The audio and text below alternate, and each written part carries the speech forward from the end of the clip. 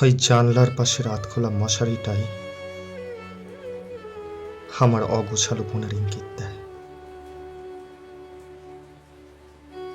বিছানার পাশে অ্যাস্ট্রে ভরা ছাই আর আতপোড়া বিড়ির স্তূপ বুঝিয়ে দেয় ওই ধূসর রঙের মতোই ধূসর আমার জীবন। বাইরের আকাশের কালো মেঘ আর বৃষ্টি ভেজা প্যাচ প্যাচে কাদা ভর্তি রাস্তা বাইরে বের হতে সাহস দেয় না। কালো মেঘের অন্ধকারের মতোই কালি লেপে দেয় আমার জীবনে, যেমন ফেব্রিকের কালো রং ক্যানভাস ভরিয়ে তোলে। বারে বারে চেষ্টা করেছি ক্যানভাসের ওই কালো বেসের উপর তুলে দিয়ে বুনে দেব রামধনুর সাত রং,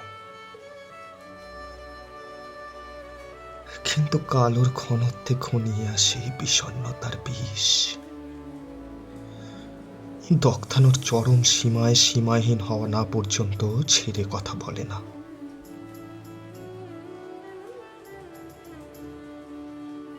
অথচ একদিনেই আমিই তো হতে চেয়েছিলাম শরতের ঘন শিশির, ভার্মিলিয়ান হিউয়ের মতো টকটকে ভরা বসন্তের লাল, ছোটবেলায় কাদামাঠের বৃষ্টি ভেজা ফুটবলের মতো উচ্ছ্বাস, বর্ষার ভরা নদীতে সাঁতরে পার হওয়ার সাহস। কিন্তু কালের নিয়মের তলায় পাঁশবনের লুকোনো বজ্রের মতো চাপা পড়ে গেল আমার জীবনের স্বপ্নগুলো। এখন তাতে না আছে আগুন আর না আছে কিছু জ্বালানোর ক্ষমতা।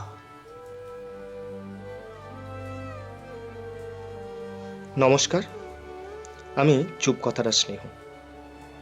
পাঠে আমি স্নেহ আর আটে অন্য।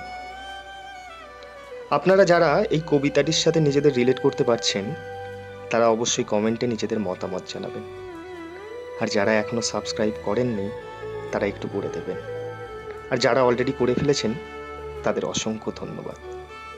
তাহলে দেখা হচ্ছে পরের ভিডিওতে, ততক্ষণ পর্যন্ত ভালো থাকবেন।